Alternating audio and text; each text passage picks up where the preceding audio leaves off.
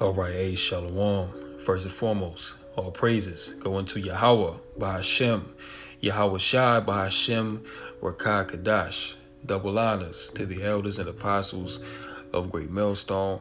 Peace and blessings to the hopeful elect, Tabernacle of David, diligently laboring in his truth and all righteousness and sincerity.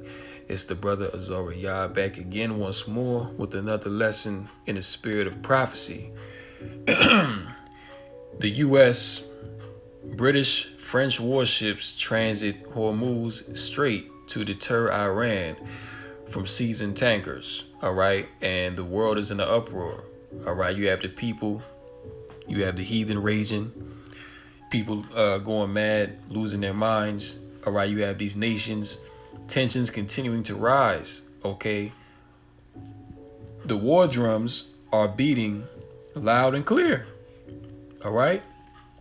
You don't even need the prophets to tell you that war is on the horizon. All right. You even have these worldly journalists that's telling you that inevitably there will be a World War III.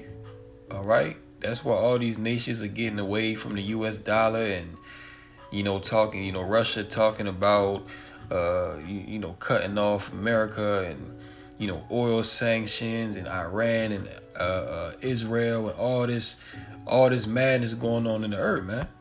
These nations don't want this to happen, but this is ultimately all of Yahweh Bashem Yahweh Shai for the purpose of prophecy to come forth in the earth. All right, for the word to be fulfilled. And Salakia for my throat. I don't know, I think it's my allergies, but just bear with me through this lesson.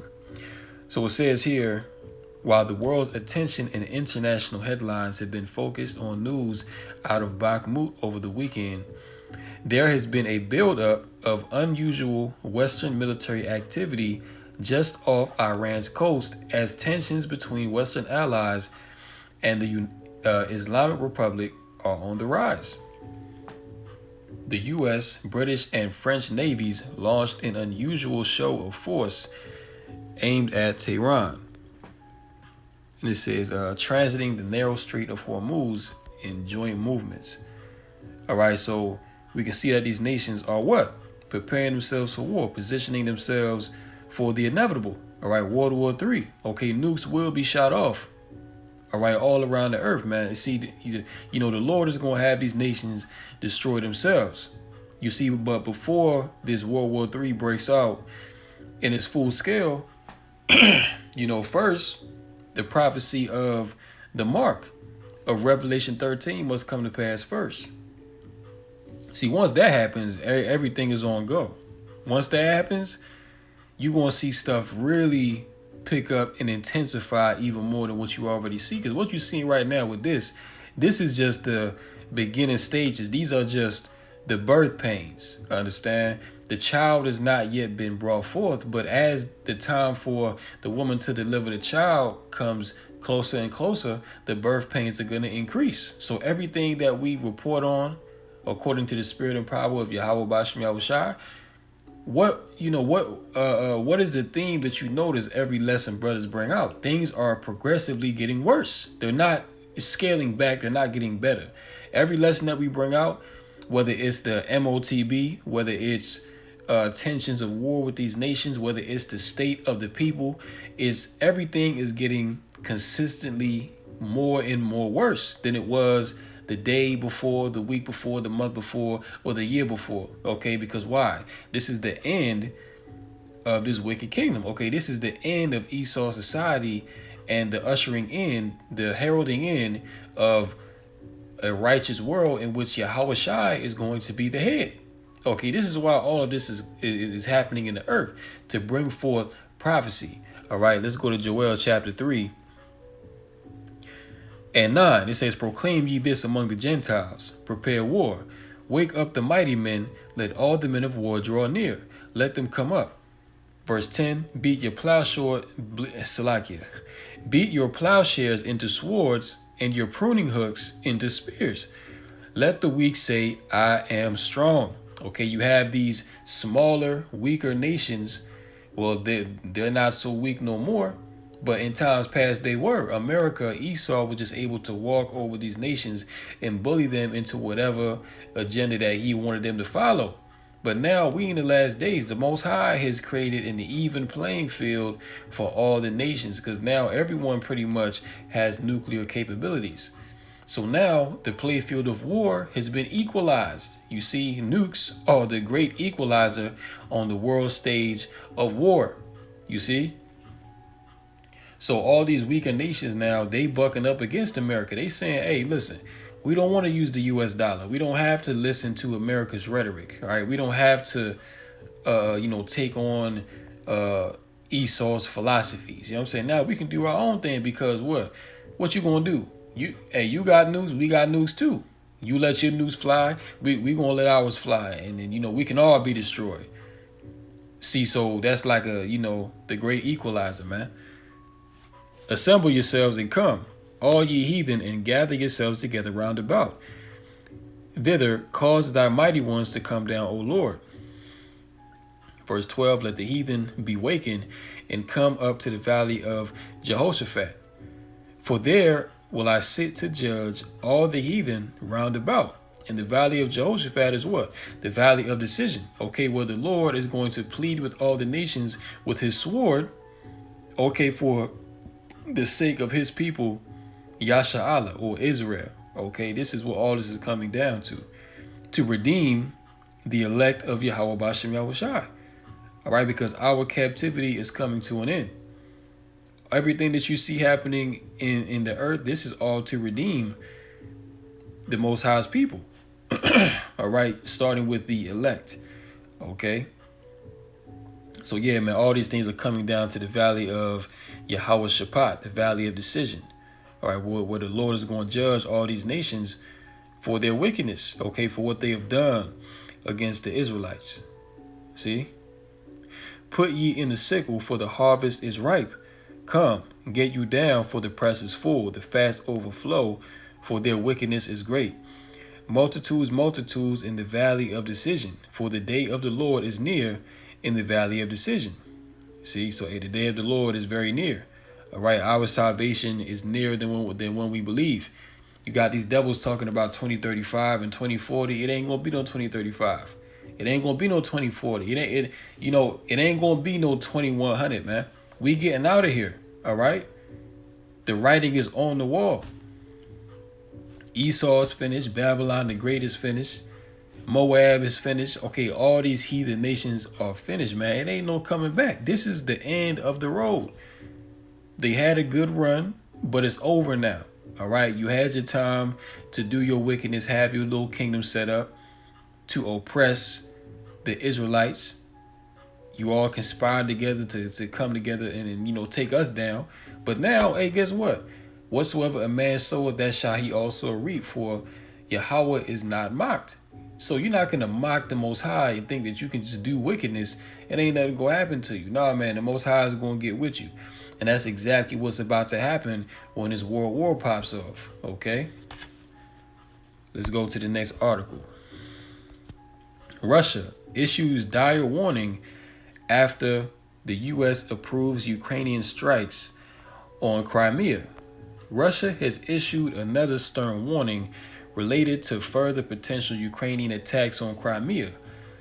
Quote, strikes on this territory are considered by us as an attack on any other region of the Russian Federation. It is important that the United States is fully aware of the Russian response. Moscow's ambassador to the U.S., Anatoly Antonov, warned Sunday. This was in response to an earlier weekend statement by U.S. National Security Advisor Jake Sullivan to CNN. He said while speaking from the G7 summit in Japan over the weekend, we have not placed limitations on Ukraine being able to strike on its territory. What we've said is that we won't enable Ukraine with U.S. systems to attack Russia. And we believe Crimea is Ukraine. You got to understand that the Ukrainians and the Russians, they are the same people. But America, the West, they divided Russia and Ukraine. So all Russia is basically doing is taking back the territory that was already theirs. Because remember that during the Soviet Union, Ukraine and that whole Eastern Bloc, that was all a part of Russia, you know what I'm saying, collectively known as the Soviet Union. Okay. Then after the war, the Soviet Union broke up, and it is what what you see today. But hey, Russia already said that they looking to bring back the old Soviet Union. You know what I'm saying? But hey, U.S., they're approving Ukrainian strikes, which that's nothing more than a proxy war. Okay, that Russia-Ukraine conflict, that's nothing more than Russia fighting America through proxy. Okay, because America can't fight Russia directly, so they're doing it through another nation, another land, which America has always done that when they wanted to take over something. All right, start a proxy war and just fund whatever side that they have interest in. Okay. So yeah, man, this place is through. 646 hospitals at risk of closure, ranked by state. Okay. And hospitals, okay, how many hospitals do you have in Babylon the Great? Many. You have many houses of hospitality or hospitals, okay? And they saying that 646 hospitals are at risk of closure. Now, this is going to intensify even more if the U.S. defaults. Now, they said that if the U.S. defaults, the stock market is going to fall 45%. Okay, and there's going to be a very deep and serious depression that's going to happen from that. Okay, so if you think things are bad now, just wait until this place defaults. If it does, they already saying in Washington right now that they having trouble finding out how they're going to make a deal. You see, so, hey, man, this shit is about to hit the fan much sooner than what you believe, all right? This is what we're telling you. There are 646 rural hospitals at risk of closure due to financial issues, comprising around 30% of all rural hospitals in the U.S. The hospitals face losses on patient services as health plans aren't paying enough to cover the cost of care delivery. It says the losses will likely increase as inflation and workforce shortages persist, according to the report, which was released in April. While rural hospitals are receiving some support through grants, local tax revenues, or other profits, they still have low financial reserves and remain at risk. It says here, check this out, more than half the states in the U.S. report 25% or more of their rural hospitals are at risk of closure, and more than 200 hospitals nationwide are at immediate risk. Okay, immediate. That means right now, next week, next month, immediate risk. All right. You can see the numbers by state here. Texas is the highest. See?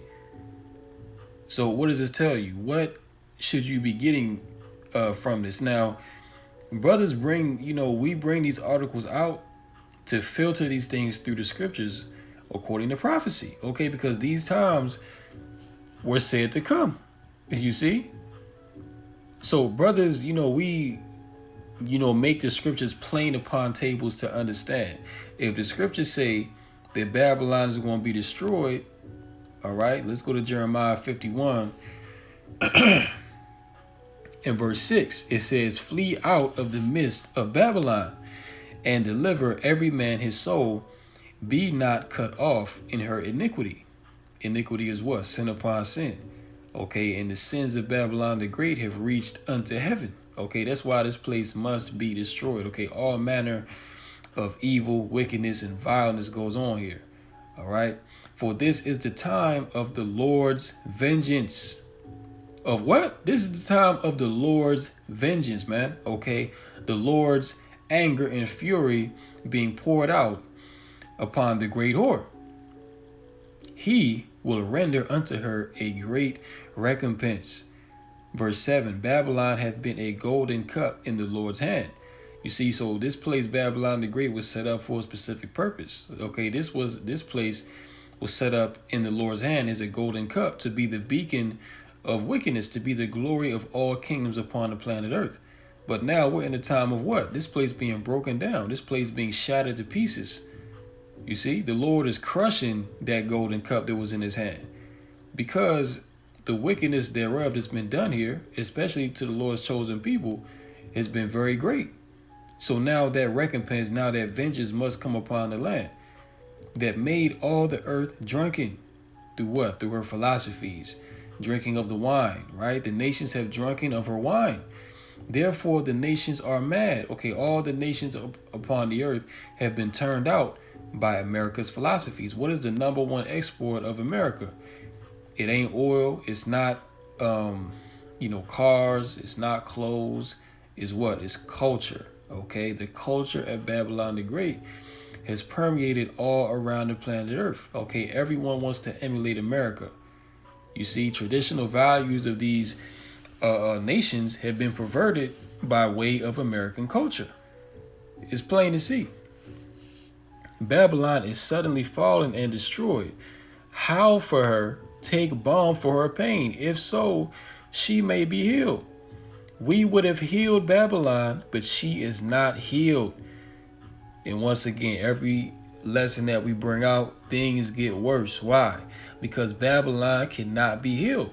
This place cannot be, you see, just like Trump said, make America great again. America will never be great again. And America was at its greatest when you had the Israelites in slavery. Okay, but now we about to get up out of here. So this place ain't about to be shit.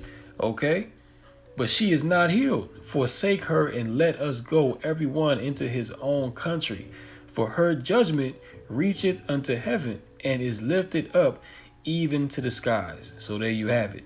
All right, that's why you have the hospitals collapsing. That's why you have the banks collapsing. Okay, that's why you have the people here in Babylon the Great losing faith in their system, rising up against their government because they know that this is the end. Okay, they know that all of their dreams and hopes that they had in this place, it's all passing away.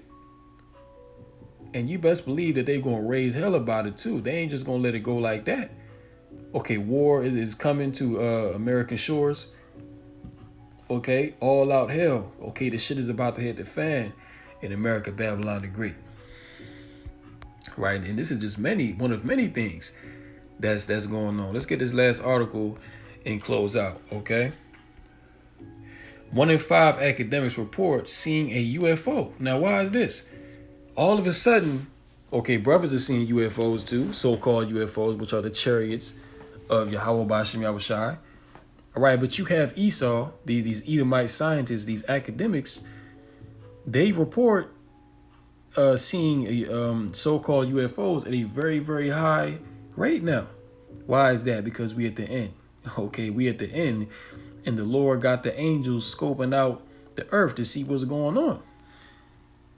All right, hey, and they recording everything. Okay, when it comes to UFOs, the truth is out there, and your college professor might think so too. An academic survey published on Monday in the journal Humanities and Social Sciences Communications found that roughly a fifth of tenured and tenure-track faculty across 144 research universities in the U.S. reported sightings of unidentified aerial phenomenon, or UAPs, the official U.S. government term for UFO. The survey also found that the majority of academics believe that academic research and evaluation into UAP is important. And why do they think it's important? Because of the fear. Okay, they want to know what they're dealing with. They want to know what these UAPs are. Now, Esau, these top elites, they already know what's going on, but it's these low-level peon people that don't know that these are the angels, that these are the chariots of the Most High. Okay, and these are going to be used as the vehicles of the Lord's indignation. Okay, when he returns during the midst of World War III.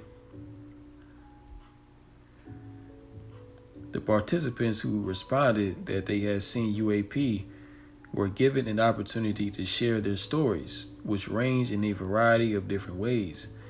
I saw a unidentified object as a child, which my parents didn't believe. One respondent said in the survey, I've seen UFOs twice. Another respondent said, I know they exist and we don't have that level of technology. I used to tell people, but they thought I was crazy or lying. Okay, and that's the devil for you. Because for the longest time, the so-called white man, Esau Edom, he straight up denied that UFOs even existed. If you was even to talk about it or try to go into it in any depth, you were labeled as a quack, you were a weirdo, you were bugged out. But now they openly coming out now and proclaiming that yes, these things are real. This is a phenomenon. But they're only doing that to further their own propaganda. Because when the Lord come back in them chariots, they're gonna frame it as an alien invasion, so-called, in which they're gonna fight against the Lord. Their narrative is gonna be, well, we need to protect our planet, right? So when the Lord come back in the midst of World War III, they're gonna start fighting each other and turn their weapons on him to fight him. You see, we gotta fight these aliens. We gotta have to protect our planet from these invaders. Okay, Esau is the devil, man. So this is exactly how it's gonna go down. That's why they're creating this narrative right now that these so-called UAPs, that they're dangerous, that we have to know more about them. We have to know where they come from, you know what's inside of it. But hey, listen, Esau, you can't fight against Yahweh Bashem Yahushai. Okay, your arms is too short to box with the Lord. And when he come back, he gonna destroy your red ass, man. All right, like what part of that don't you understand? You really think that when the Lord return, you're gonna fight against the Lord and the heavenly host? Devil, your ass going in chains, man, and that's the only thing that's gonna happen to you. You ain't got no chance, but you gonna fight anyway because the scriptures say that you're gonna fight. All right, the scriptures tell you that they were afraid, yes, yet do they fight? You see? So the Lord gonna make these devils fight, man, to make it a dramatic finish. Isaiah 65, and let's start at 14. And when ye see this, your heart shall rejoice, and your bones shall flourish like an herb, and the hand of the Lord shall be known toward his servants, and his indignation toward his enemies. 15. For behold, the Lord will come with fire, and with his chariots like a whirlwind, to render his anger with fury and his rebuke with flames of fire. For by fire and by his sword will the Lord plead with all flesh, and the slain of the Lord shall be many. You see that? So it says the slain of the Lord shall be many, man, with anger, fury, the rebuke with flames of fire.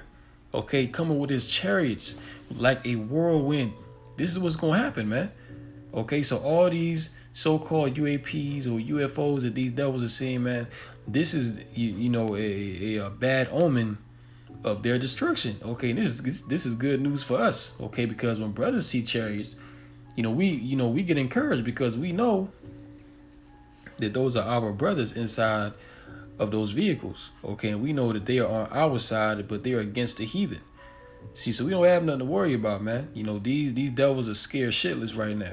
You know what I'm saying? You got Esau having nightmares, can't even sleep at night, man, worried about the UAPs, man. Okay? Hey, the scriptures say that terror shall make him afraid from every side. You see, so when this man think he's about to set up his NWO, he gonna have so much going on. He gonna have so many problems. He gotta worry about China. He gotta worry about Russia. He gotta worry about North Korea. He gotta worry about the chariots. You see, so man, this devil is being plagued from every side. Okay? The Lord is plaguing this man, and it's plain to see. So I'm going to go ahead and end it right there. I didn't want to make this lesson long. Hopefully this lesson was edifying through the Rakah Kadash. In closing, call Allah, Yahweh, by Hashem, Yahweh Shai, by Hashem Rakah Kadash. And until next time, Shalom to the elect. Kum Yasha Allah DTA and the Bible above.